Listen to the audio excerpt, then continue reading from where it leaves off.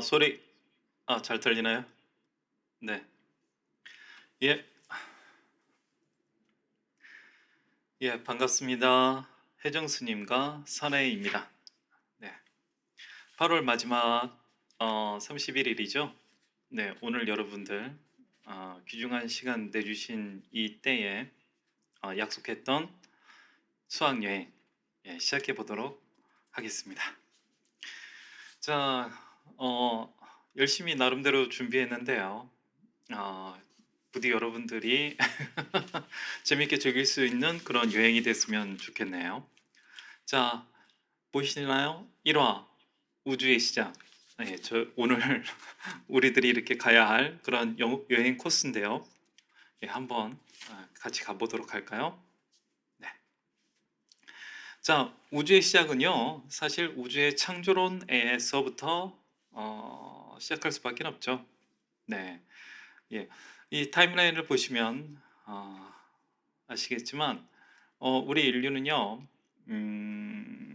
최초의 종교가 생긴 이래로 계속해서 우리가 살고 있는 이 세상은 어떻게 만들어졌고, 그 만들어진 배경 속에서 우리 인간은 어떻게 탄생하게 되었는가를 꾸준히 탐구해 왔습니다.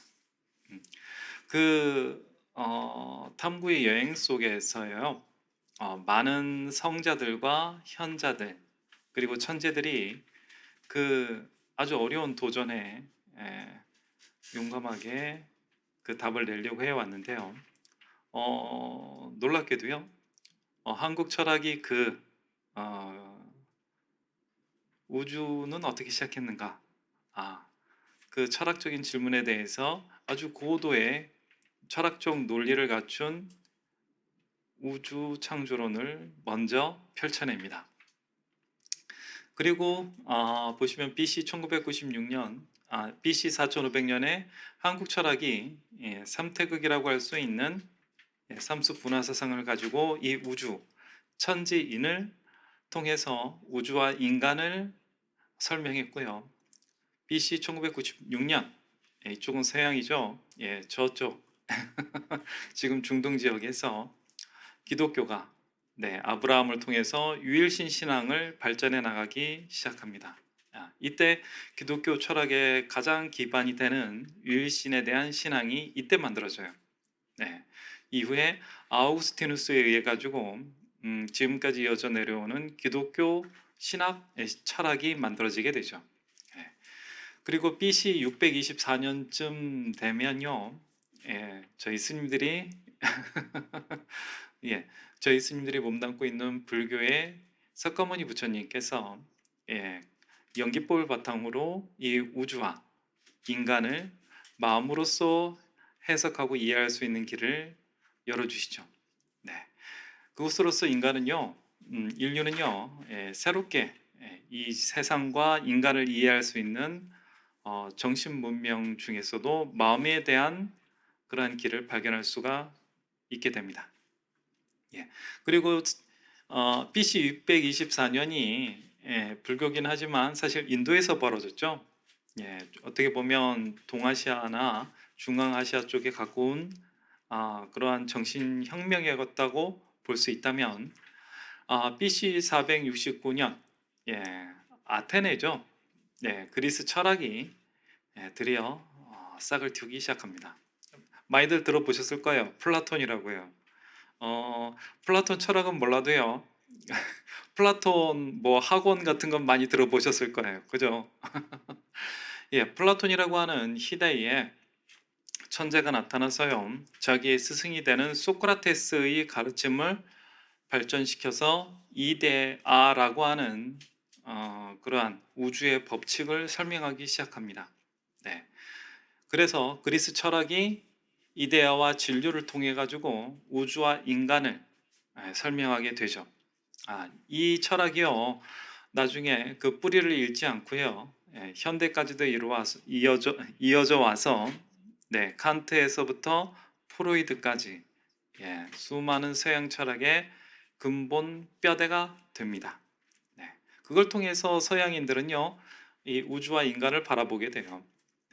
그리고 이제 예수님 이후 서기로 넘어가게 되면 AC 기원후 1130년경에 유교가 성리학이라고 하는 유교적 학문을 발달시키면서 태극에서 나오게 되는 이기론을 가지고 이 우주와 인간을 어떻게 창조되었는가를 설명하기 시작합니다.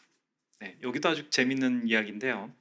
네, 어, 이 성리학이요.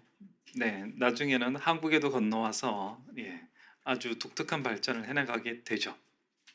그리고 AC 1927년쯤 되면 드디어 현대과학이 빅뱅 이론을 발전시키면서 이 우주라고 하는 것이 물질에서부터 시작되었다는 것을 밝혀내기 시작합니다. 자, 보시면 아시겠지만 이게 우주 창조론에 대해서 여러 문명과 종교와 또 성인들이 각자 최고의 지성을 발휘해서 만들어낸 우주 창조론에 대한 타임라인입니다. 희한하게도 동양서양, 동양서양, 동양서양 이렇게 엇갈리는 그런 타임라인을 보여주고 있는데요. 이 타임라인을 잘 보시면 아시겠지만 창조론에 있어서 창조론의 특징을 결정짓는 가장 큰 요인을 하나 발견하실 수가 있어요. 바로 창조를 한 그 창조주 주인공이 과연 누구인가? 그것이 바로 우주 창조론의 모든 창조의 특징을 결정짓는 주요 원인으로서 작용하게 됩니다. 자, 그래서요, 우주 창조론은요, 크게 네 가지 유형으로 나눠볼 수가 있어요. 첫 번째는 우주 창조의 주인공을 마음이라고 보는 그런 첫 번째 유형이 있습니다. 두 번째 유형은요, 잘 아시죠? 우주 창조에 있어서 유일신이 천지 만물을 창조해냈다. 그런 관점이 하나 있고요. 세 번째는요, 이 우주 창조 자체를요, 우주 법칙이 해냈다고 보는 그러한 세 번째 유형이 있습니다. 마지막으로는 현대 과학이 최근에 와서 주장하고 있는 물질에 의해서 우주가 창조되었다. 그런 아주 합리적이고 과학적인 그런 창조론이 하나 또 등장하게 되었죠. 그래서 이 우주 창조라고 했을 때는요, 사실 앞에서 살펴봤던 타임라인에서 우리가 주목해 볼 만한 여섯 가지였나요? 여섯 가지의 창조론 말고도 무수한 창조론이 또 존재하지만 그것을 모두 창조주의 입장에서 정리해 보게 되면 이 네 가지 유형에서 벗어나지 않게 됩니다. 그러니까요, 이런 네 가지 유형을 살펴보기만 하면 우리는 이 지구상에서 서로 발생하고 이해되고 진행되어져 온 모든 창조론을 다 살펴볼 수가 있게 되는 거죠. 창조론에 대한 여행이 되겠습니다. 자, 한번 시작해 보도록 할게요. 자, 여러분, 마음이 우주를 만들다. 창조주는 마음이다. 이것이 사실은 우주 창조론에 있어서 가장 첫 번째로 제시되는 그런 논리예요. 놀랍게도 우주에 대한 창조론을 맨 처음 거기에 대해서 해답을 내놓은 그러한 철학이 한국 철학이 되겠습니다. 깜짝 놀라실 수도 있을 것 같은데요. 이게 사실은 진짜예요. 한번 보도록 할게요. 한국 철학에 있어서요, 창조주는 한울림, 우리는 하느님이라고 많이 부르기도 했고요. 천지신명께 빈다 할 때의 천지신명도 이 한울림을 가리켜요. 한울림이라고 하는 단어를 좀 더 깊게 살펴보면요, 하나라고 하는 뜻이죠. 울은 울타리라는 의미도 되고요, 얼이라는 의미도 됩니다. 그러니까 하나의 얼을 한울림이라고 부르는 거고요. 이 하나의 얼은 또 하나의 울타리는 우리가 불교적으로 생각하는 그런 불성이나 예. 그리고 또 유교에서 얘기하는 태극이나 무극, 그러한 개념으로서 바라보는 그러한 하늘림이 되겠습니다. 이런 하늘림이요, 예, 삼수분화 철학이라고 하는 원방각의 이치에 따라 우주를 만들어내고 인간을 창조해냈다. 이것이 한국 철학의 창조론이 되겠습니다. 잠깐 한번 살펴보도록 할게요. 예, 하늘림은 천지 신명을 의미합니다. 요 그림 보시면 되겠지만 요 위에 바위가 하나 있고요. 위에 북두칠성과 북극성이 있죠. 예, 바로 이 북극성이 어, 우리 한민족은 하늘님이 계신 곳이라고 생각을 했어요. 예, 무슨 물리적인 공간으로서 하늘님이 계시다고 생각해서는 아니고요. 예, 영적인 장소죠. 네, 이 우주가 빙글빙글 돌죠. 밤이 되면 계속 별자리가 바뀌잖아요. 예, 그런데 절대 바뀌지 않는 별자리가 하나 있습니다. 바로 북극성이에요. 예, 하늘의 꼭지점이죠. 네, 그래서 하늘의 가장 중심이 되는 북극성에 네, 이 우주에 있어서 가장 중심이 되시는 하늘님이 계실 것이다. 그런 영적인 장소다. 그렇게 생각을 한 거였어요. 네, 자, 한번 제가 읽어보도록 하겠습니다. 하늘님은 천지 신명을 뜻합니다.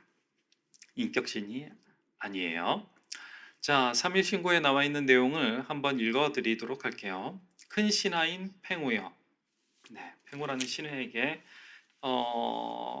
한운께서 네, 어, 그 한울림이 무엇인지에 대해서 설명하는 장면입니다.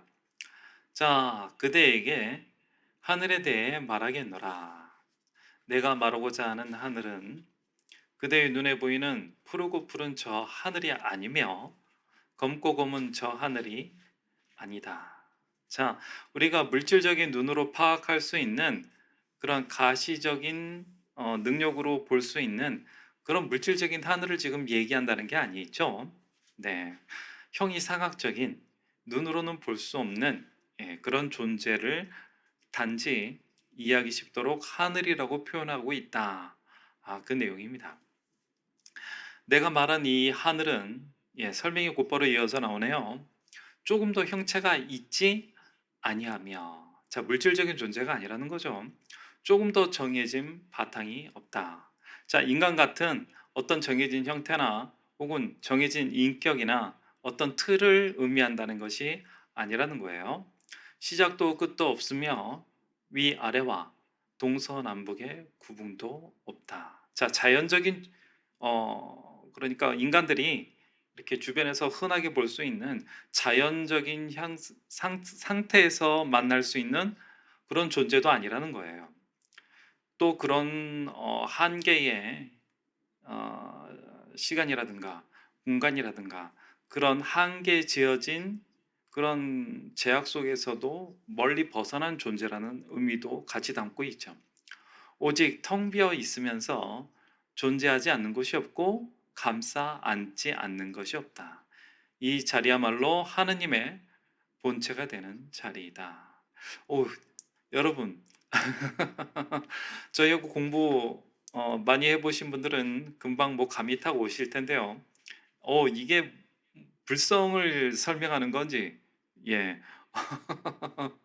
네, 뭐 아니면 힌두교의 우파니샤드에서 나오는 아트만을 설명하는 건지 구분이 안 될 정도죠. 예, 바로 맞습니다. 우리가 불교에서 무수하게 만나는 진여, 불성, 열반, 예, 참나 자리가 바로 이 한울림을 설명하는 그 자리 그 자체예요.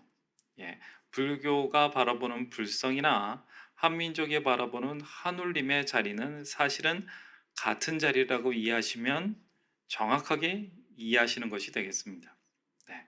자, 이런 한울림, 인격의 신이 아닌 불교에서 얘기하는 불성과 같은 이 하늘님은 무엇으로 그러면 이 세상을 창조했느냐?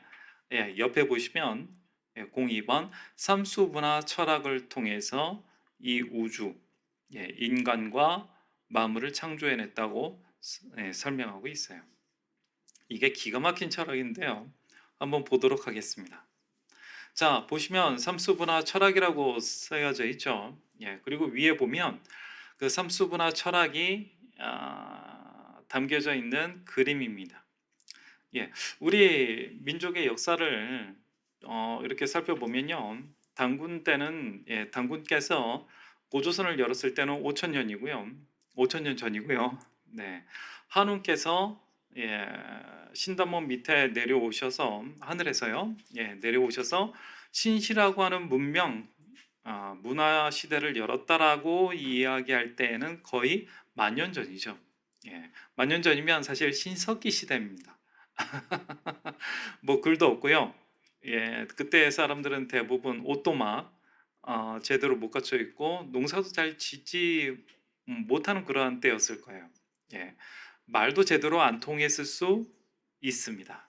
예, 그런 사람들을 가리킬 때에는요, 무슨 문자나 이런 게 없기 때문에 가장 좋은 효과적인 교육사는요, 예, 위에서 보시는 것처럼 어떤 도용이었을 거예요. 이 도용을 통해서 예, 바로 삼수분화 철학이라고 하는 아주 고도의 철학을 통해서 바로 우주를 이해시키고 지구를 이해시키고 인간이라고 하는 존재는 무엇인지에 대해서 당시 사람들을 이해시키고 교육시키고 올바른 길로 이끄셨던 거죠. 정말 정말 기가 막힌 철학입니다. 자, 원은요 하늘을 의미합니다. 네, 둥근 하늘을 의미하는데요. 이 둥근 하늘은 바로 옆에서 설명했듯이 시작도 끝도 없는 하늘의 이치를 상징해요. 예, 하늘님의 그 가르침을 상징하고 있는 거죠. 예, 땅이라고 쓰여져 있는 이 네모난 사각형은요, 이 땅을 의미해요. 땅이 네모나게 생겼다. 그게 아니고요. 예, 땅은 어때요? 동서남북으로 딱딱 방향이 딱 갈라져 있죠. 예, 하늘은 둥글어서 그 시작도 끝도 특정 지을 수 없지만은요. 이 땅이라고 하는 것은 예, 이렇게 갈라져 있어 가지고요. 예, 동서남북으로 방향이 정확하게 나눠져 있는 그러한 세계를 의미합니다. 그래서 이 땅에는요. 갈라지는 것이 본성이에요. 네, 땅에 속해 있는 모든 존재들은요 갈라지게 되어 있습니다.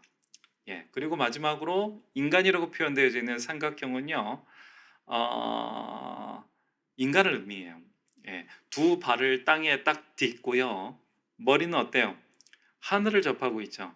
예, 그 의미로서 삼각형을 표현하고 있는 겁니다. 아래 각자를 쓰고 있는 것도 그런 의미예요. 예, 각자 세 가지의 모서리가 각각 하늘과 땅과 접하고 있는 것이 바로 인간이다. 그런 의미입니다. 예. 자, 그래서 단순하게 이렇게 인간이 뭐 그러면 하늘과 땅 아래의 존재가 인간이구나. 그렇게 가르쳤다고 생각하실 수도 있겠는데요. 그렇게 단순한 의미는 아니고요. 하늘과 땅이 합쳐지는 그러한 장소가 바로 인간이라는 의미가 이 안에 담겨져 있습니다. 예. 인간은 어때요? 사실 이 삼각형으로 단순화 시켜가지고 표현하고 있지만 인간은 오직 다섯 가지로 갈라지죠. 예, 머리, 그리고 양팔, 그리고 양다리 다섯 개로 갈라지죠. 예, 바로 이 원이야 머리를 상징한다면요. 땅은요 두 팔과 두 다리로서 오지 다섯 개로 갈라지는 인간의 몸속에서 하늘과 땅이 다 만나고 있는 장소가 되는 겁니다. 재밌죠? 그래서 인간이라고 하는 몸은요, 하늘의 이치와 땅의 이치가 같이 만나서, 네, 인간 안에서 온전하게 그 하늘의 이치와 땅의 이치가 완벽해진다는 의미를 바로 이 각자 천지인 원방각 삼수로 나누어지는 철학에서 표현하고 있는 겁니다. 자, 하나인 원과요. 두 번째인 각 둘은 나눠지죠. 예, 둘이 하나인 원이요. 땅의 이치를 낳게 되면 별로 갈라지잖아요. 그죠? 동서남북으로 갈라지듯이 너와 있으면 당신이 있게 되는 그런 갈라지는 세상이 만들어지게 되고요. 이렇게 하나인 세상과 갈라지는 세상이 인간 안에서는 하나로 만나게 돼서요. 이 갈라짐과 하나가 완벽해지는 어, 그러한 완성을 인간이 이루게 된다. 그것을 홍익인간 사상, 천부인 사상, 아, 삼수분화사 철학이라고 보시면 되겠습니다. 네, 이렇게 천지인 1, 2가 3, 제 세 번째인 인간의 모습으로 삼수로서 분화된 뒤에는요, 이 3이라고 하는 숫자가 무한히 반복되면서요, 이 우주와 지구와 식물과 동물을 만들어 나가는 것이 삼수 분화 철학이 되겠습니다. 자, 어, 삼수 분화 철학을 좀 더 자세하게 설명하고 싶기도 한데, 자, 오늘 1시간 안에 가능하면 다 이렇게 끝내고 싶으니까요. 그리고 한민족 철학에 대해서는 나중에 또 시컷 얘기할 기회가 있으니까요. 오늘은 이만 넘어가도록 할게요. 네. 그래서 이렇게 하늘은 영혼을 상징하고 땅은 생멸하는 그러한 육체를 상징하는데, 이렇게 영원 불멸의 그 형이상학, 영혼과 이 물질에 속하는 육신이 하나가 되어서 우주의 진리인 홍익 인간 철학을 온전하게 표현하는 그러한 존재가 완성되는 것이 인간이라고 하는 장소인 겁니다. 네. 자, 이것이 바로 한민족 철학이에요. 자, 두 번째. 그러면 마음이 우주 창조의 주인공이다. 이렇게 말하는 두 번째 종교이자 철학이 있으니 바로 불교가 되겠습니다. 네. 자, 불교는요, 이 우주를 누가 만들었느냐 하면 바로 중생의 마음이 이 우주를 만들어냈다라고 봅니다. 중생은 무생명들이죠. 나도 중생의 하나이지만 중생이 나 혼자만은 아니죠. 모든 생명 있는 존재들, 불성을 지니고 있는 모든 존재들의 마음이 무엇을 통해서요?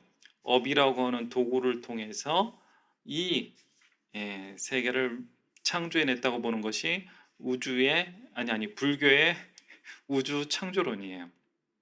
이것도 굉장히 재밌는 내용인데 한번 간단하게만 보도록 할게요.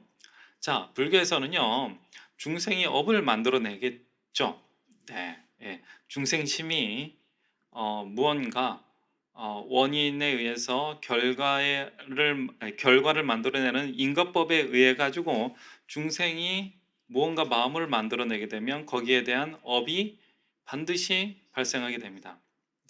그러면 이 카르마는요, 그 업에 해당하는 세상을 또 만들어내요. 네. 그래서 이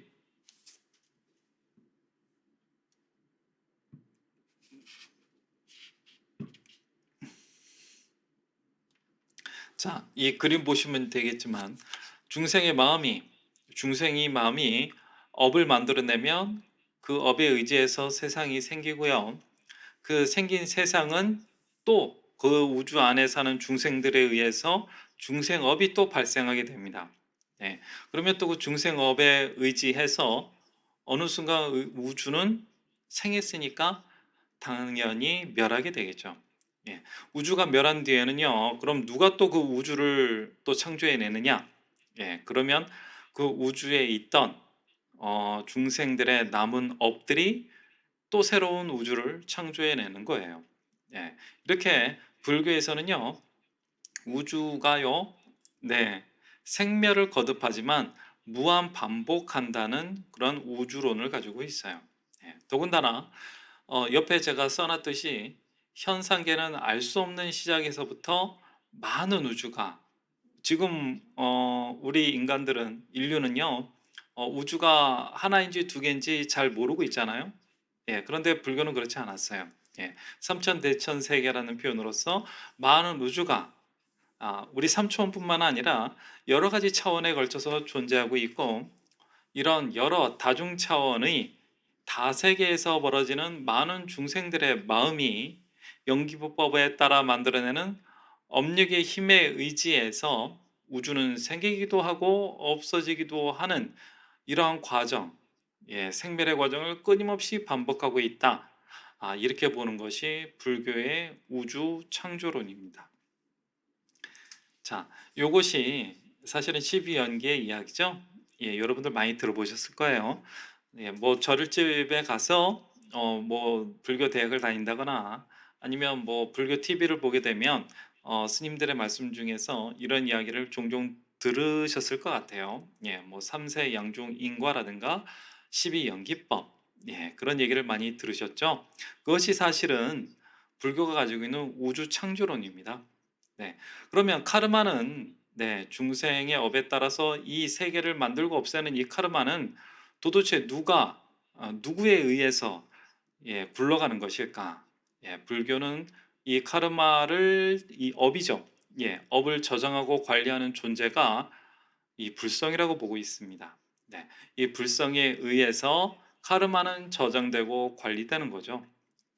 또 이 불성에 의지해서 중생심이 나왔다 생겼다 하면서 별의별 희한한 다차원의 세계, 우린 육도 윤회의 세계라고도 부르기도 합니다. 그리고 다중사회를, 다중세계를 만들어낸다고 보는 것이 불교의 우주 창조론이에요. 좀 재미있죠? 다른 종교나 철학은 절대성을 가지고 있는 어떤 창조주가 등장을 해서 이 우주를 만들었다고 보는 반면에 불교는 특이하게도요, 모든 생명들이 다 같이 힘을 모아서 업의 힘일망정 모든 이들의 힘이 모아진 것이 바로 이 우주라고 보는 아주 독특한 그런 견해를 가지고 있어요. 그래서 불교에서는 이 공업 차원에서의 이러한 문제를 해결하지 않는 한 고통은 멈추지 않는다. 내 자신의 업도 완벽하게 정화가 되지 않는다. 그렇게 보는 겁니다. 재밌죠? 저만 재밌나요? 네.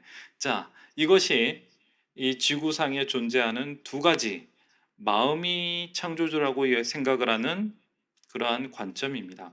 한국 철학과 불교가 되겠습니다. 자, 두 번째. 유일신의 천지 창조. 창조는 유일신이 해낸 것이다. 창조주는 유일신. 기독교의 얘기를 한번 들어보도록 할게요. 기독교는요, 창조주가 분명합니다. 유일신이죠. 도구는요, 아무것도 없는 상태를 통해서 무가 그러니까 일종의 도구인 역할인 거예요. 아무것도 없는 것이라는 상태가 유를 만들어낸 거죠. 무슨 얘기인지는 다음 장을 보면서 좀 더 부연 설명드리도록 하겠습니다. 자, 기독교라고 했을 때 기독교는요, 아브람이라고 하는 사람이 그 이전에는 전쟁의 신인 야훼를 믿는 그러한 수준에서 유일신으로서 야훼라고 하는 절대 유일신을 받아들임으로써 유일신교가 만들어지게 돼요. 이 유일신교는 기독교뿐만 아니라 유대교, 이슬람, 유대교, 기독교 모두 다 포함되는 그러한 종교인데요. 여기서는 기독교만을 좀 따로 놓고 보도록 할게요. 자, 창조자 유일신. 아우구스티누스는요, 우리가 지금 믿고 있는 분들이 계시는 그런 기독교 신학의 뿌리를 세우신 분이에요. 그분이 이렇게 말씀하시는 걸 살펴보시면 기독교 철학이 어디에 뿌리를 두고 있는지, 하느님과 이 우주 창조의 그 관계성을 어떻게 파악하고 있는지 알 수가 있습니다. 한번 볼게요. 자, 그러므로 당신은 하느님이죠. 유일신을 얘기하고 있는 겁니다. 하늘과 땅을 당신 자신으로부터 만든 것이 아닙니다. 자, 창세기, 성경에 나와 있는 창세기를 보면 하느님이 빛이 있으라 이렇게 한 다음에 하늘과 땅이 이렇게 또 창조해 내시죠. 그 다음에 또 만물을 창조해 내시는 그러한 과정을 이렇게 설명해 내고 있는데, 그 과정 중에서 하느님이 무엇을 가지고 이 하늘과 땅을 창조해 냈는지에 대한 견해를 지금 아우구스티누스가 보여주고 있는 장면이에요. 네. 하늘과 땅을 만들어 냈는데 하느님이 하느님 자신에게 속해 있는 그 어떤 것으로서 하늘과 땅을 만들어냈다고 보는 것이 아닙니다. 하늘과도 하느님과도 관계가 전혀 없는 일적 관계가 없는 그러한 무의 상태에서 하늘과 땅을 만들어냈다는 거죠. 그러니까 하느님이 가지고 있는 유일신이라고 하는 이 하느님이 가지고 있는 신성이 신스러운 어떤 성품이 하늘과 땅에는 전혀 들어가지 않은 겁니다. 자, 그 이야기가 바로 곧 이어서 나오죠. 왜냐하면 그럴 경우 당신에 의해 만들어진 피조물이 당신의 속성, 즉 당신 자신과 같은 것이 되겠기 때문입니다. 자, 하느님이 자기 거를 가지고 무언가를 만들어냈다면 그 만들어낸 그 무언가도 하느님과 똑같은 속성을 지니겠죠. 신의 성질을 가지게 되겠죠. 근데 그게 아니라는 겁니다. 하느님이 율신이 물을 통해서 만물을 창조해 냈기 때문에 이 무는요 아무것도 없다는 의미잖아요. 네, 그래서 하느님의 신성이 이 창조된 세계로 전달되지 못하는 거예요. 이 창조된 세계 또한 하느님이 가지고 있는 신성한 성스러운 신성과는 단절된 상태인 겁니다. 신성을 지니지 못하는 그러한 세계인 거죠. 아이고, 이거 하다가 넘겼네요. 네. 자, 어, 그래서 요 옆에 표를 보시면 무에서 만물을 창조하다. 이것을 굉장히 강조하는 것이 기독교 철학이에요. 네. 신은 무에서 이 천지 만물을 창조해냈는데 이 무에서 창조했다는 것은 신과 창조된 세계는 단절되어져 있다. 그것을 드러내기 위한 이야기이기도 합니다. 자, 단절됐다고 했을 때에 그러면 인간은요, 신이나 신이 계신 세계로 갈 수 있나요? 못 가나요? 못 가죠. 신성성이 없기 때문에 신과 만날 방법이 없는 게 됩니다. 그래서 대신 인간의 죄를 사해주고 인간을 이 하느님의 나라로 보내줄 만한 그런 예언자, 메시아, 구원자가 필요하게 돼요. 내 대신 죄를 대신 빌어주고 나를 하늘나라에 보내줄 그런 구원자가 필요하게 되는 거죠. 그것이 바로 기독교에서 얘기하는 대속자이신 예수 그리스도가 되겠습니다. 예수 그리스도는 어때요? 기독교에서는요, 인간인데 하느님과 똑같은 하느님의 자식이죠. 신성을 지닌 인간의 인간성을 지니고 있지만 신성도 같이 지닌 그러한 존재죠. 그래서 예수 그리스도는 무엇을 할 수가 있어요? 신과의 만남을 통해서 인간을 곧장 구원해 줄 수 있는 권능을 지닌 그러한 분이 되는 겁니다. 이 사상 덕분에 기독교에서는요, 삼위일체 사상이 정립이 돼요. 성부와 성령과 성자가 하나인 그러한 철학이 만들어지게 되죠. 유대교나 이슬람에서는 어떨까요? 삼위일체 사상을 인정할까요? 절대 인정하지 않습니다. 그래서 창세기에 나오는 이 우주 창조에 대한 견해는 유대교나 기독교나 이슬람이나 다 같이 공유는 하는데요. 이 창조론에 대한 견해는 좀 다른 것을 볼 수가 있어요. 어쨌든 이 창조자로서 유일신을 특히 강조하는 종교는 기독교인데요. 기독교 못지않게 유대교와 이슬람도 그 같은 궤에서 이 세상의 창조를 보고 있다. 그렇게 이해하시면 되겠네요. 자, 세 번째, 이제 우주 창조를 유일신이 했다.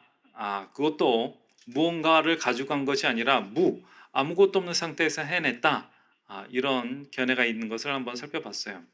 가장 대표가 되는 게 기독교라고 한번 말씀드렸고, 그 기독교 신학의 아버지뻘이 되는 아우구스티누스의 이야기도 한번 들어봤습니다. 이번에는요, 이 우주가 돌아가는 우주 법칙 자체가 창조주다. 이렇게 주장하는 그러한 두 가지 이론을 한번 살펴보도록 하겠어요. 예, 그리스 철학과 유교입니다. 자, 그리스 철학은요, 이 소크라테스에서 플라톤 그리고 아리스토텔레스까지 이어지는 그러한 서양 철학의 뿌리가 되는 그런 철학인데요.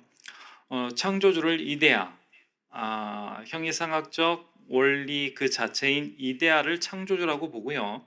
그 도구가 되는 진료, 지수화풍이라고 써놨죠? 예, 땅, 물, 불, 바람이라고 불리우는 그런 재료들을 통해서 이 우주가 창조되었다. 그렇게 보는 견해가 되겠습니다.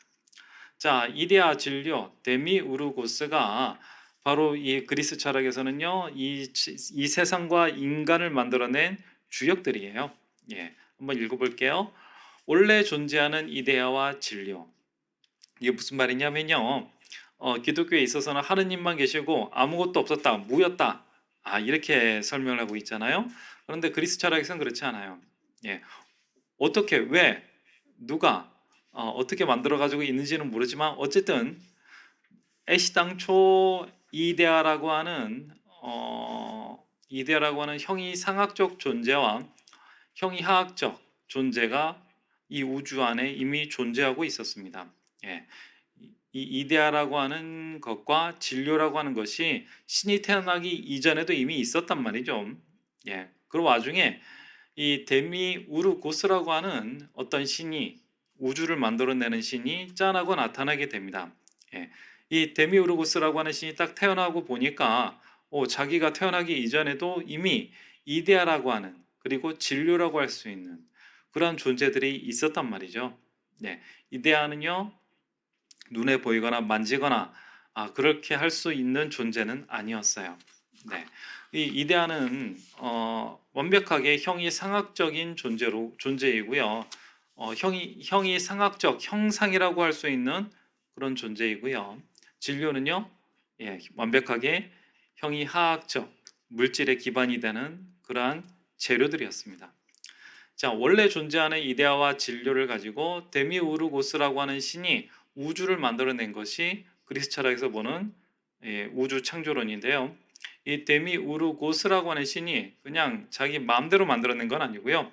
예, 이 우주에서 가장 아름답고 선하고 영원한 것을 롤 모델 삼아서, 원형 삼아서 이 우주를 창조해내는데 그것이 바로 이데아라고 불리우는 순수 형상, 형이상학적 존재, 우주 법칙 그 자체를 이데아라고 부릅니다. 자, 이 이데아를 가지고 이데아는 이제 근데 정신적인 차원의 이야기잖아요. 예, 뭔가를 창조하려면 물질적인 것도 필요하잖아요. 예, 나고 사라지는 생멸하는 지수 화풍이라고 하는 이러한 물질들, 예, 이런 것을 재료로 해서 우주를 만들었다. 자, 이렇게 이야기하고 있는 것이 그리스 철학입니다. 데미우르고스라고 하는 신이 이미 존재하고 있던 이데아와 진료를 가지고 인간과 세상을 창조했다. 이 진료는 지수 화풍이라고 불리우는 존재였다. 자, 이렇게 보시면 돼요. 그런데 이데아라고 하는 것이요, 뭔가 우리가 이미 알고 있던 그러한 이념이나 철학이나 그런 것이 아니고요. 형태 없는 형이상학적 존재, 그것이 이데아였어요. 진료도 마찬가지입니다.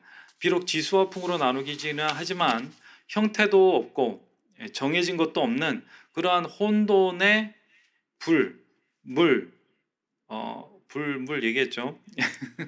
흙, 그리고 바람, 이런 것이 정해지지 않는 형태를 지닌 이러한 것들이 바로 진료가 되는 거죠. 재료가 되어서 이 우주를 만드는 물질적 바탕이 됩니다. 자, 요 옆에 보면은요, 이데아와 데미우르고스와 순수 진료를 이렇게 표현한 표를 보실 수가 있습니다. 이데아는 순수 형상입니다. 눈으로 보거나 현실 속에서 뭐 만지거나 할 수는 없어요. 그런데 이데아 자체는 우주 자체의 원형이 되기 때문에 데미우르고스, 만드는 신인, 창조하는 신이 아니에요. 만드는 신인 데미우르고스가 설계도로 삼을 만한 존재였습니다. 왜냐하면 이데아는요, 모든 우주 안에서 가장 아름답고 또 가장 선하며 영원 불변한 영원 불변의 존재이기 때문이죠. 자, 반면에 순수 진료는요, 그렇다고 해서 딱 정해진 그러한 모양이나 쓸모가 있었느냐, 그건 아니었고요. 이 진료조차도 순수 진료로 불리우는 어떤 형태나 특징을 이렇게 딱 규정받는 그런 존재가 아닌 순수 진료, 땅이나 물이나 불이나 바람의 성질을 지니고 있는, 그렇지만 무엇인지 딱 정해지지 않은 그러한 순수 진료로서 순수 형상인 이데아와 순수 진료인 재료로서 데미우르고스가 우주를 창조하는 그러한 역사의 가장 큰 기반이 되는 거죠. 자, 이걸 통해 가지고 데미우르고스가 실제로 이 우주를 만들어내겠죠. 네, 자, 이데아라고 하는 가장 근원이 되는 정신의 근거가 되는 영혼의 근거가 되는 우주를 맨 처음 만들어냅니다. 두 번째로는 진료의 근거를 가지고 우주의 몸통이라고 할 수 있는 부분을 만들어내요. 네, 그러니까 우주호는 정신적인 차원에 있을 거고요. 우주 몸통은요, 물질적인 차원에서 이루어진 일입니다. 자, 그런 다음에 이 불이라고 하는 기본적인 요소를 가지고 천지의 신, 하늘에 보면은 하늘의 하늘이 막 별자리가 돌아가면서 하늘에 무슨 움직임이 있잖아요. 그 움직임을 관할하는 신인 거예요. 그러니까 철학의 신입니다. 이 천재의 신을 먼저 만들고요. 그 다음에는 그리스 신화의 신들, 네, 그리스 로마의 신들이에요. 네, 그런 그리스 신들을 정체가 불분명한 그러한 재료를 가지고 다시 만들어냅니다.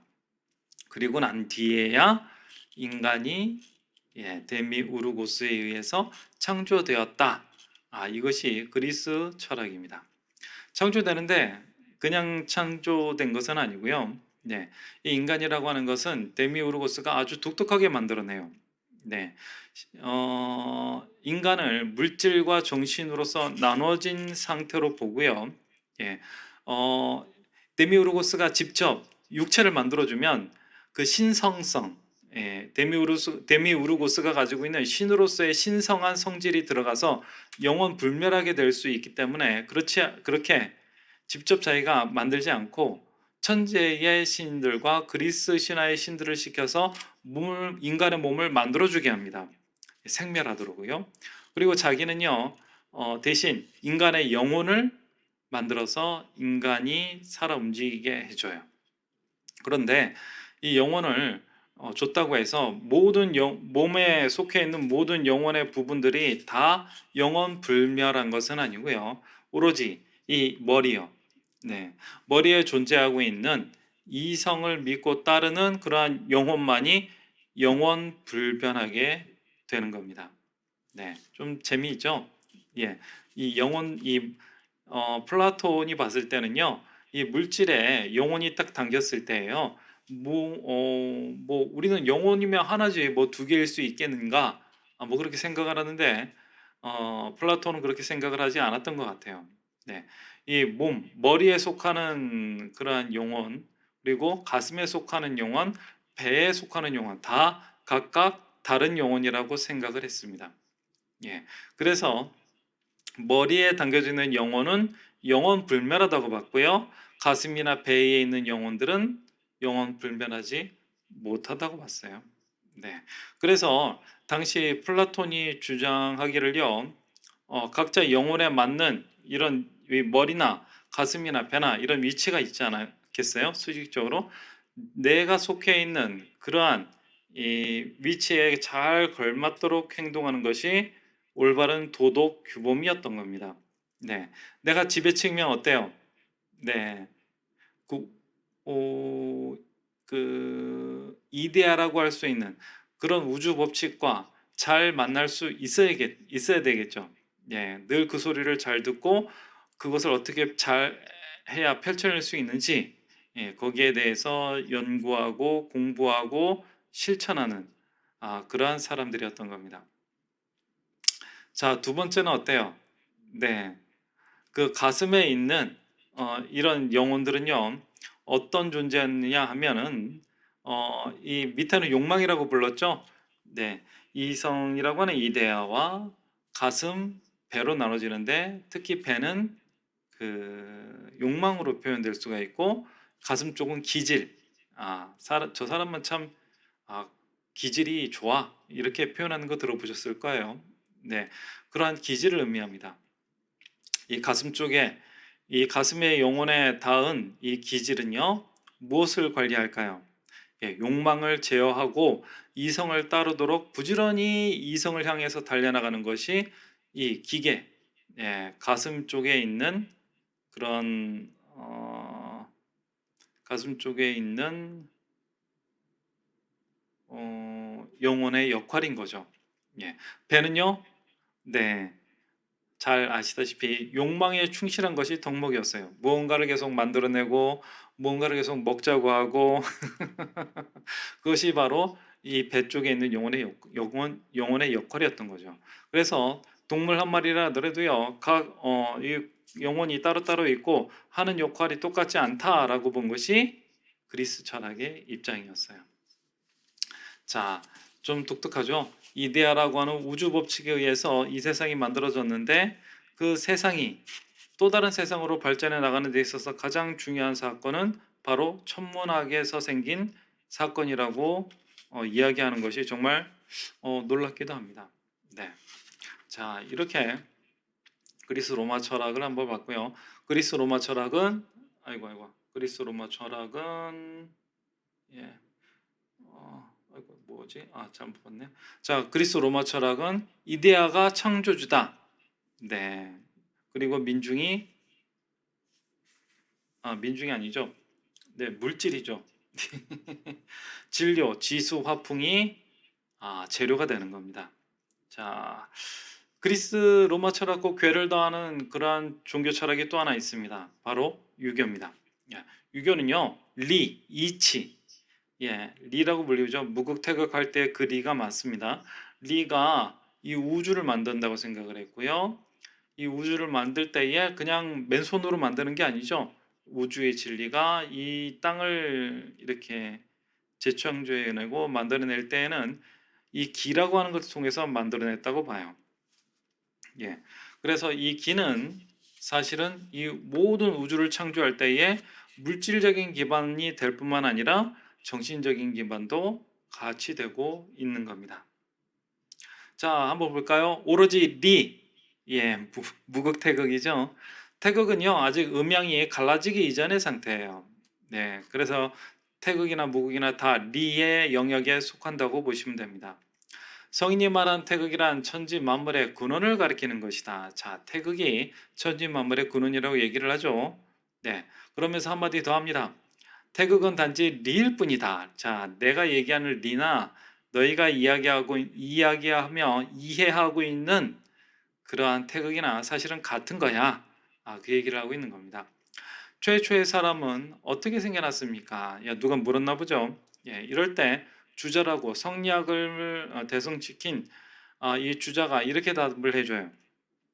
기로서 이루어진다. 자, 인간은 기로서 이루어진대요.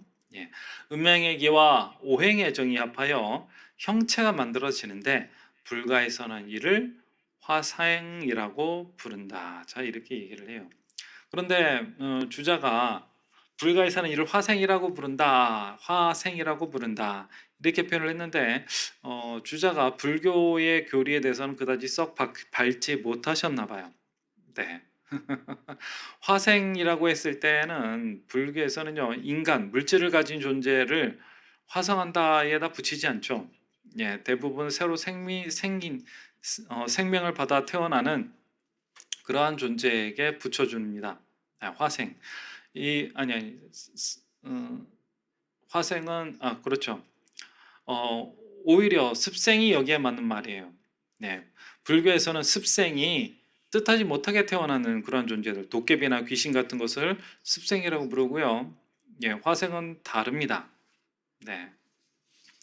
인간은 태생이라고 부르고 아래서 나오면 난생이라고 부르고요. 네, 화생이라고 했을 때는 뭘까요? 네, 화에서 나오는 존재들이에요. 네, 자, 요 차이를 잘 구분하지 못하신 것 같아요. 주자께서요. 네, 자, 어, 이렇게 이치에 대해서 주자는 설명을 하고요. 주자만 이렇게 설명을 하는 것이 아니라 성약을 받아들이는 모든 선비들은 이렇게 음양이 튀어나오는 리가 곧 태극이고 이 태극의 이치가 곧 우주 창조의 근원이다. 이렇게 주장을 하게 됩니다. 네, 실제로 음양이라고 하는 기운이 형성되었을 때는 이 음양이라고 하는 기운 속에서 오행, 오행, 예, 수, 수목화 토금, 이렇게 다섯 가지의 기운이 서로를 상생하고 상극하고 조화를 이루면서 돌아가는 오행의 세계가 열리게 되어 있죠. 네. 자, 그런데 만물이 기의 산물이라고 주장을 하다 보니까 이런 문제가 살짝 생기게 돼요. 태극은 곧 리죠, 이치죠. 그리고 음양과 오행은 곧 기, 물질적인 에너지가 됩니다.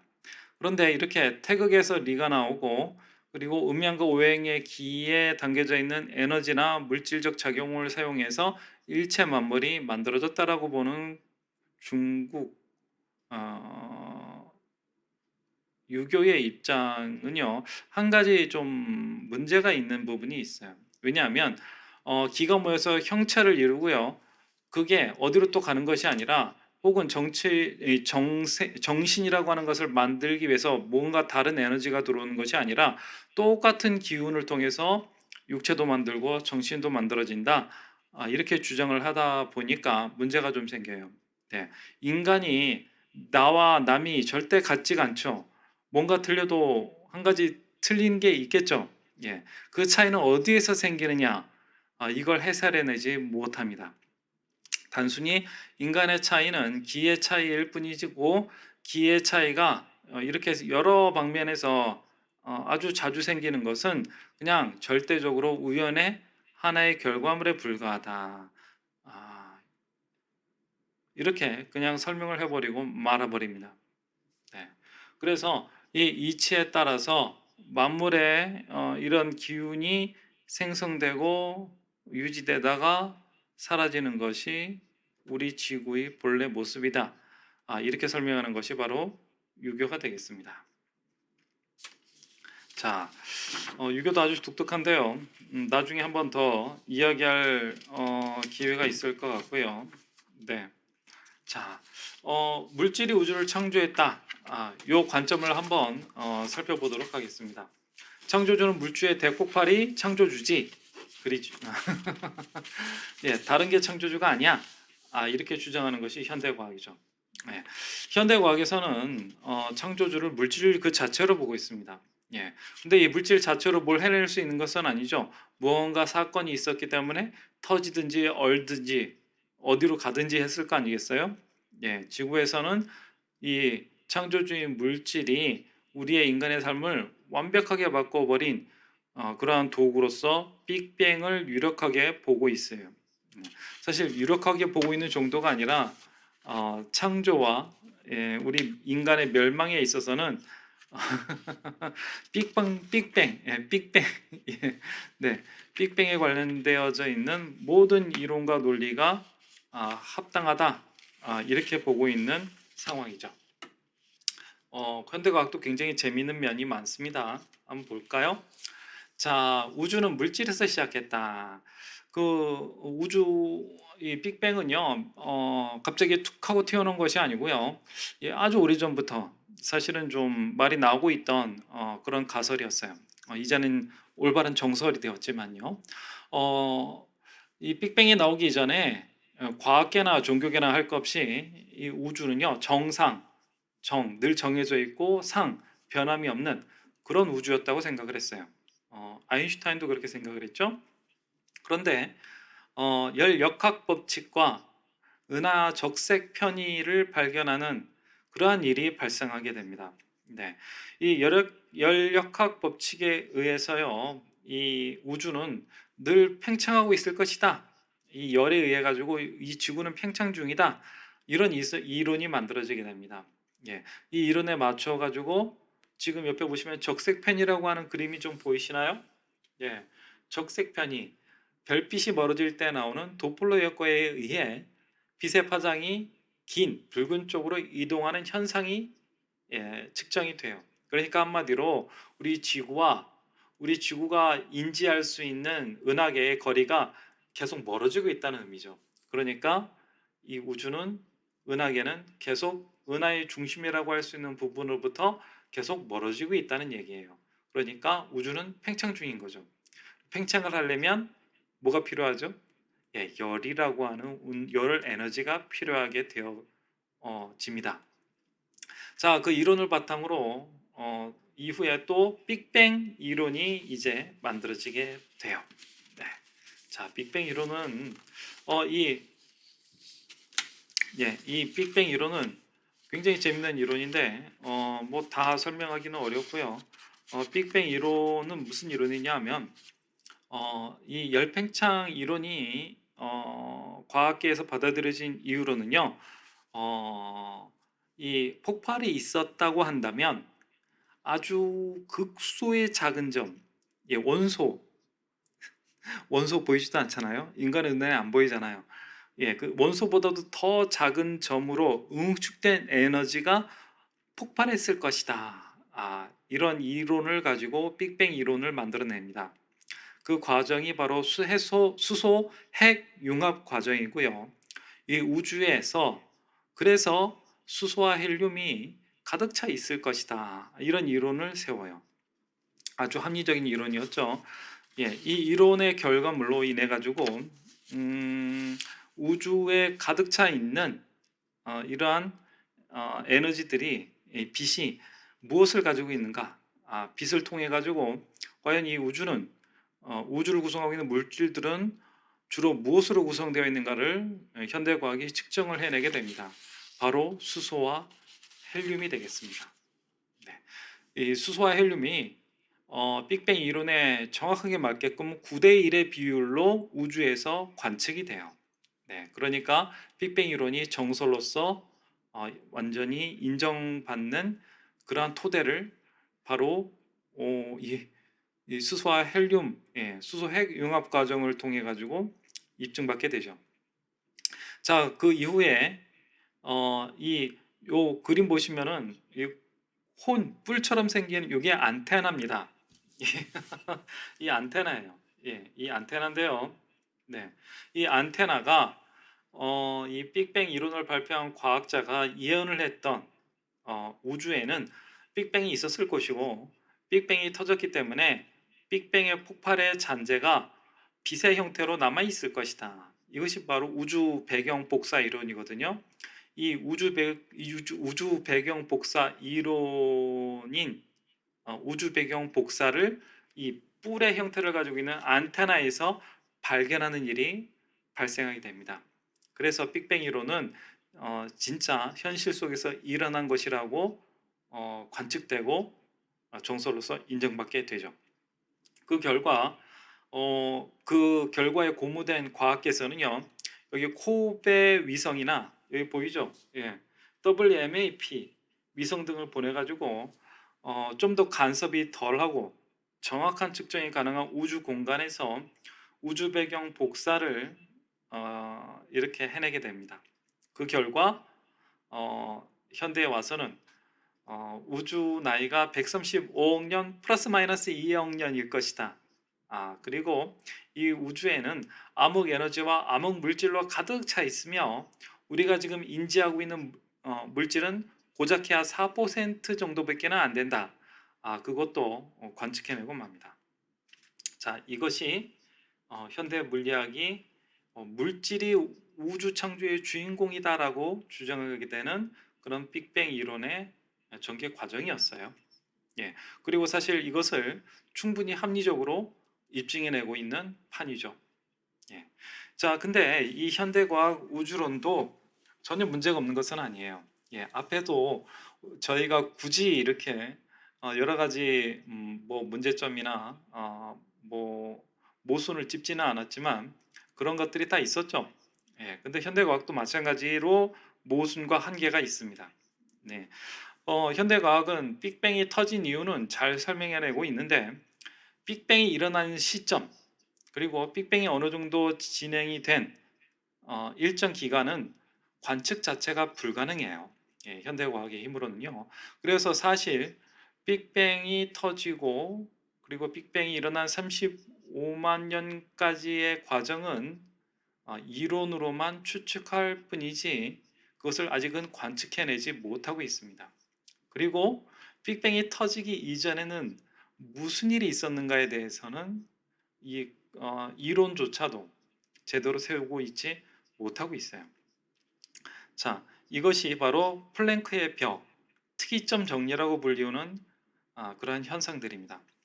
빅뱅의 최초의 순간에서부터 그로부터 이어지는 일정 기간 동안은 과학적으로 관측도 불가능하고 시간과 공간 속에서 설명해야 되는 과학의 입장상 사실은 설명 불가능한 영역이 되어버리고 말았죠.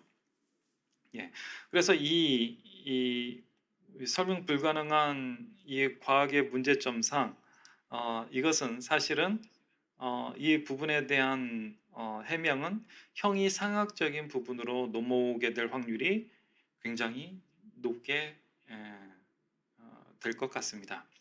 네, 자 이렇게 좀 바쁘게 살펴봤는데요.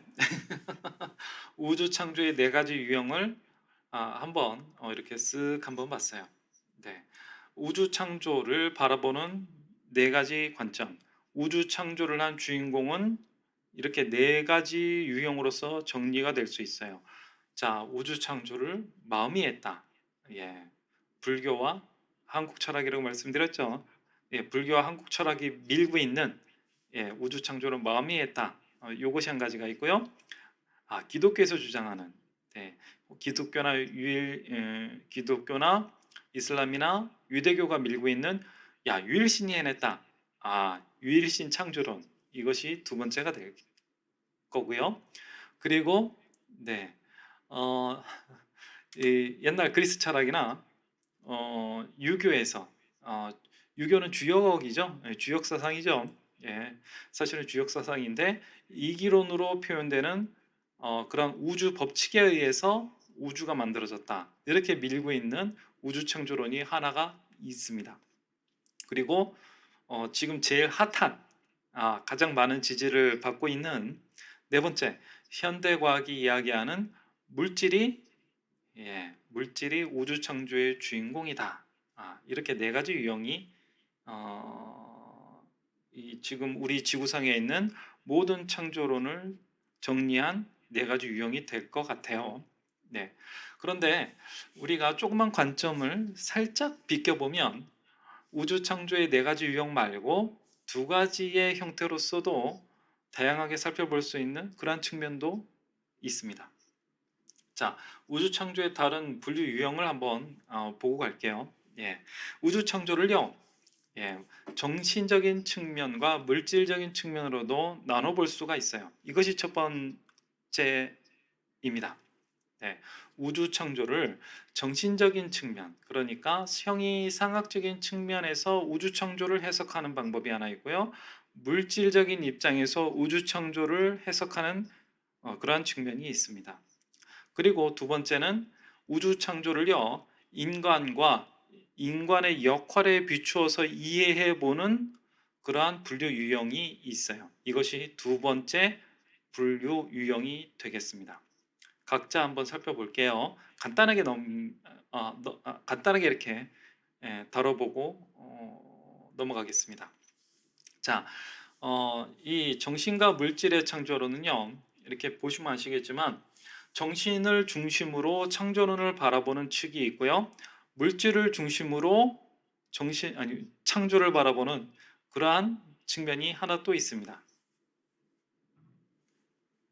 자, 보면 그리스 철학, 기독교, 불교, 유교, 한국 철학이 정신을 중심으로 우주가 창조되었다고 보는 중심 창조론이에요. 여기에서는요, 물질은요, 그냥 종속화되어서 재료 정도로나 쓰이는 것뿐입니다.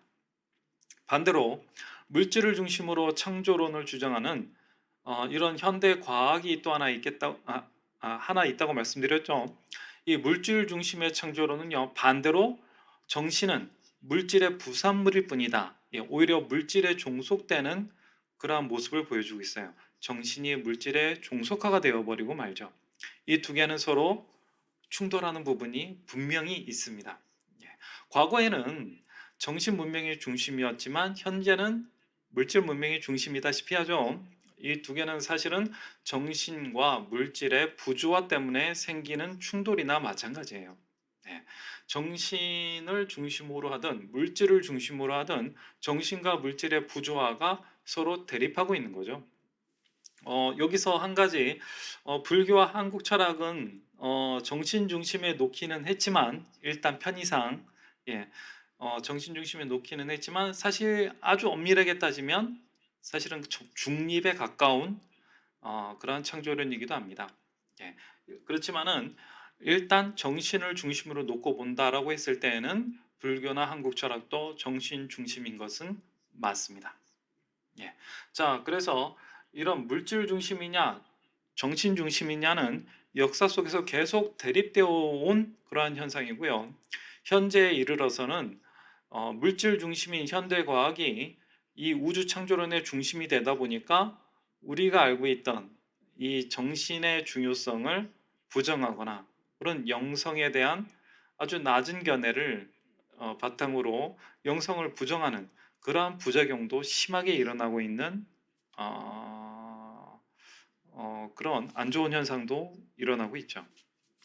자, 그래서 과학의 영역에서 아직 입증하기 불가능한 영적 영역을 과학에서 부정하고 왜곡되게 이해하도록 자꾸 대중에게 이해하게 하고 그러한 현상들이 계속 벌어지고 있거든요.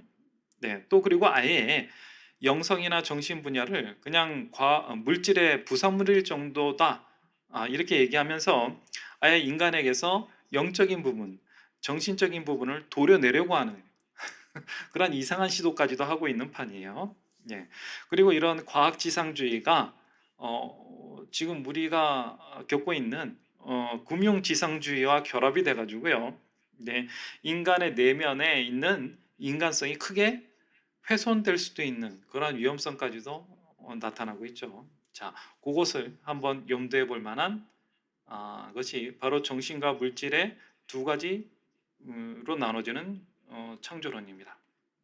자, 나머지 하나는 인간과 창조주의 관계로 살펴보는 그러한 창조론이 되겠습니다. 인간과 인간의 역할을 중심으로 창조론을 한번 살펴보는 두 번째 분류 방법입니다. 자, 창조주와 인간이 서로 하나가 되지 못하고요. 인간이 늘 종속적인 역할에만 머물게 되는 그러한 창조론이 있습니다. 그런 창조론은 그리스 철학, 유교, 기독교, 현대 과학이 되겠습니다. 예. 이 창조론들은요, 인간은요, 창조주하고는 만날래야 만날 수가 없어요. 네, 늘 종속적인 위치에만 남아 있을 수밖에 없는 그런 것이 인간의 역할이고 어, 그 이상은 허락되어지지 않는 창조의 세계가 됩니다.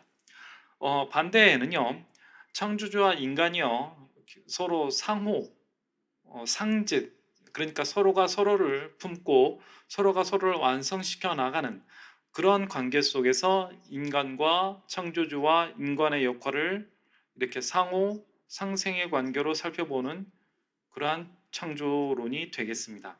바로 한국 철학과 불교가 될 거예요.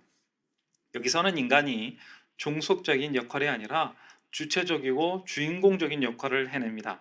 네, 창조주와 인간이 둘이 아니기도 하고요. 둘이었다가 하나가 되기도 하고요. 예, 그러한 관계를 만들어 나가요. 그러니까 인간이 이 창조론에 있어서 당당하게 주인공으로서 참여하는 모습을 볼 수가 있는 거죠. 여기에 대한 논의는 앞으로 우리가 유행을 해나가다가 계속 맞부딪히게 될 텐데요. 아주 재밌는 결과물을 보시게 될 겁니다. 자, 이것을 보면은 어, 인간이 창조주의 어떤 우주 창조에 있어 가지고 그냥 하나의 창조물에 불과한 것인지, 아니면 이 창조주가 어떤 우주 창조를 만들어낼 때에 인간이 아주 핵심적인 역할을 했는지, 그 어떤 관점을 가졌는지에 대해서 인간이라는 존재에 대한 정의가 달라질 수 있음을 볼 수가 있습니다. 종속적인 역할에 있어서는 인간은 구원을 받아야만 되는 대상이 되고요. 뭔가 창조주가 시키는 대로 따라야만 되는 그런 종속적인 입장이 되고요. 네. 아무리 노력을 해도 인간은 창조주에게 창조주가 가지고 있는 근원적인 진리와 하나가 될 수 있는 길은 영원히 없는 그러한 세계 속에서만 살 수밖에 없는 존재가 되는 거죠. 근데 반대로 한국 철학에서 얘기하는 홍익 인간 정신이나 불교에서 얘기하는 대승보살도 사상에서는요, 이 창조주라고 할 수 있는 하늘림의 세계, 불성의 세계는 늘 인간에게 열려 있는 세계가 되겠습니다. 인간이 주인공이 될 수 있는 세계가 바로 이러한 세계죠. 네. 그래서 이 진리가 인간에게 늘 길을 열어주고 있고요. 인간은 또 그 길을 걸음으로써 이 창조주가 가지고 있는 완벽한 지혜와 위대한 능력과 아주 보편적인 덕성들을 내 걸로 만들 수가 있는 거예요. 내 걸로 만든다고 해가지고 개인의 소유가 된다는 게 아니고요. 이 개인적인 내가 우주적인 내가 된다는 의미이죠. 네. 자, 이런 인간과 창조주의 관계는요, 어, 그 문화의 뿌리를 두고 있다는 것도 앞으로 우리가 여행을 통해서 한번 살펴보는 그러한 주제가 될 것 같아요. 네. 그래서 그리스 철학이나 유교나 기독교나 현대과학에 있어서 인간은요, 이 우주를 좌지우지할 만한 능력이 없어요. 네. 그냥 창조주가 시키는 대로, 혹은 현대과학의 입장에서처럼 어떤 물질의 부산물로서 그냥 살아가는 것이 다일 뿐이죠. 네. 그 도덕적인 실천을 하거나 혹은 이데아라고 하는 위대한 이성에 따라가거나 혹은 뭐 어떤 도덕적 윤리에 따라서 살아가는 것은요, 그냥 창조주가 이야기하는 대로 시키는 그런 역할에 충실할 뿐이지, 결코 인간은 이데아가 되거나 도덕적 원리 자체를 내가 실현해 내거나 우주의 부산물에서 벗어나서 물질이 종속에서 벗어나서 주인공이 되는 일은 벌어지지 않는 거예요. 네. 자, 그 차이를 꼭 잘 이해하셨으면 해서 중원부원 계속 얘기를 드렸습니다. 자, 이렇게 두 가지 분류를 한번 설명을 드렸는데요. 그러면 이 창조주에 대한 생각이, 창조론에 대한 이해가 뭐 머나먼 나라의 얘기고 이미 끝난 얘기가 아닌 것을 좀 이해하실 수 있으셨나요? 지금 내가 살고 있는 이 현실과 나라고 하는 인간을 만들어 나가는 데 있어 가지고 이 창조에 대한 얘기가 아직도 중요한 문제라는 것. 네. 그리고 현대 과학이 이 창조론에 대한 이야기를 아직 완벽하게 매듭지지 못했다는 것도, 그리고 매듭지을 수 없다는 것도 잘 이해하셨으면 좋겠습니다. 자, 우리는 창조된 세계에서 어떤 역할을 선택할 것인가? 그것은 우리가 창조론을 어떻게 이해하고 있는가? 당연히 우리는 어떤 창조론이든요, 그 창조론이 가지고 있는 장점을 받아들이고 그 창조론이 가지고 있는 모순이나 불합리성은 받아들이지 말아야 되겠죠. 그것을 통해서 정신과 물질의 조화와 균형을 이룰 수 있는 그러한 창조에 대한 지혜를 내 안에서 스스로 만들어 나가야 되는 것이 혹시 정답은 아닐지, 그런 생각을 하게 됩니다. 카네기의 말, 내가 아주 좋아하는 말입니다. 당신은 바로 자기 자신의 창조자이다. 네. 오늘 여행은 여기서 마치도록 하겠습니다. 여러분 많이 힘드셨죠? 1시간 16분이 지나도록, 사실은 몸풀기격인 여행이었는데 여러분들을 좀 너무 많이 이 몸풀기 치고는 너무 힘들게 만들어 드린 건 아닌가, 그런 생각도 좀 드는데요. 자, 그래도 몸풀기를 좀 열심히 하셨으니 다음 여행에서부터는 훨씬 수월해졌으리라. 그렇게 생각이 듭니다. 자, 고생하셨고요. 예, 다음에는요. 어, 어, 오늘 그 여행 중에서 꼭 한번 깊이 들어가 봐야 될 심층 여행편. 예, 그것을 하나 하도록 하겠습니다. 무엇인지는 비밀로 할게요. 어느 창조론을 심층 여행하게 될까? 기대해 주셨으면 좋겠고요. 여러분, 예, 예, 그 8월 마지막 소중한 시간을 저희 혜정 스님과 저 선혜에게 내어주셔서 정말 감사합니다. 예, 고생하셨고요. 가을 늦장마에 그 건강 안 상하도록 조심하시고요. 예, 늘 건강하고 행복하게 잘 지내셨으면 좋겠습니다. 그념하셨고요. 성불하십시오. 네.